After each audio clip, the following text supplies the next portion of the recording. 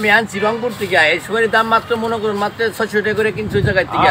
তাহলে এই জায়গায় গাড়ি ভাড়া পৌঁছাইতে কয়টা খরচ হতে পারে আমার এটা নিজে বুঝতে হবে। তাহলে এখন আপনি সুপারিগুলো কত করে সব চাইতেছে? এখন আমি চাচ্ছি আমার খরচ বাদে ক্যারিং খরচ বাদে সর্বোচ্চ আমার 700 টাকা হলে ভালো হয়। মানে আপনি 100 সুপারিতে 100 টাকা লাভ করতে জি জি জি পার পিস সুপারিতে।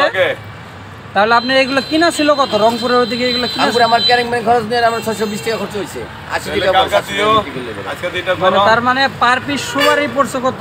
পার পিস 6 পয়সা আমি নিজে বুঝতে না, 6 টাকা 80 পয়সা। 6 টাকা 80 পয়সা। তো 6 টাকা 80 পয়সা যদি কিনা হয় তাহলে 8 টাকা যদি বিক্রি হয় তাহলে পার পিস সুপারিতে লাভ হচ্ছে কি আপনার 1 টাকা 20 পয়সা। ভাই এই হিসাবে আমরা সুপারি বিক্রি করব। তাহলে আপনি যদি একটা ব্যবসায়িক আপনি যদি 2-3 হাজার সুপারি বিক্রি করতে পারেন তাহলে আপনার পার ডে ইনকাম আসতেছে কত? 4 থেকে 5,000 টাকা। আসলে কি আপনি 2-3 হাজার পিস সুপারি বিক্রি করতে পারেন না? আসলে না ততটা হয় না, হঠাৎ করে হয়ে যায়, মাসে 2 একবার হয়ে যায়। মাসে 2 একবার হয়। মানে আপনার কাছে যদি সেল দেওয়ার মতো জায়গা থাকে অপরন্ত মাল আছে, আপনার স্টকে পর্যাপ্ত পরিমাণ মাল আছে, তাহলে দামটা একটু কমিয়ে দিলে ভালো হয় না? গুড়ানো ছাড় না বলে আমরা ছাড়ব না। ও মানে আসলে যারা গাছালা বিক্রি করে তাদের কাছ থেকে কিনা কত পড়ে?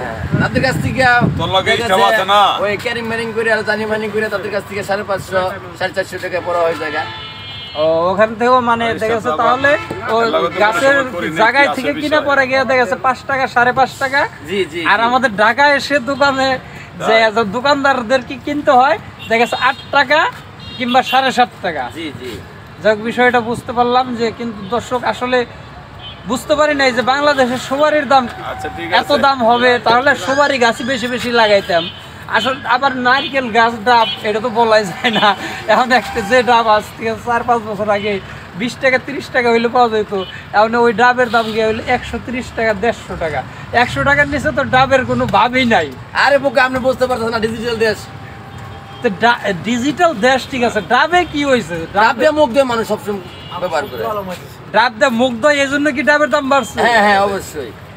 যাক গাছ আসলে বুঝতে পারলাম, আমি আগে পরে এরকম লোক দেখি নাই তো যে ডাব দিয়ে মুখ দেয়। আমরা একটা ডাব খাইতেই পাই না, আবার এখন শুনতেছি যে ডাব দেয় নাকি মুখও দেয়। আপনি কি আগে সুপারির পাশাপাশি কি ডাব বেছেন নাকি? ডাব বিক্রি করছি, মেডিকেল করছে তারা খাইছে না।